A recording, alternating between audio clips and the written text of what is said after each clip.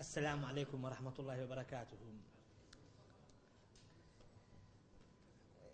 يسعدني أن أكون بينكم اليوم في هذا التجمع الكريم لأجل حصد ثمرة من ثمار واحدة من دوائرنا الصحية، وهي دائرة الصحة الديالى.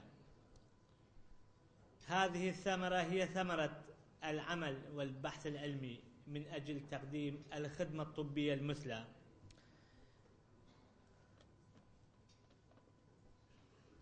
والتي جاءت بمزيج من التخطيط والعمل والدعم المتواصل لتسهيل عمل دوائر الصحة من خلال منهجنا وخططنا في النهج اللامركزية في الإدارة،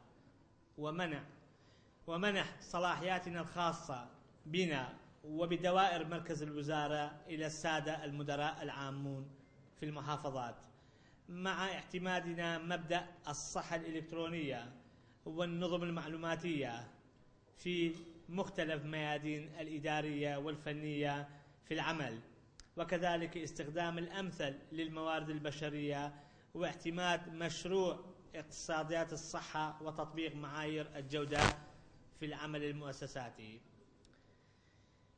أخواتي وإخواني الحضور، أنا إذ أشارككم الفرحة هذه أشد على أيديكم وأحثكم على بذل كل جهود من أجل الارتقاء بمستوى الخدمات الطبية المقدمة لأهالينا ولشعبنا العراقي الصابر. وفي الختام أكرر شكري وتقديري لكل من ساهم في إعداد والتهيئة والمشاركة في هذا المؤتمر المبارك، سائلا المولى عز وجل النجاح والتوفيق والسداد. والسلام عليكم ورحمة الله وبركاته.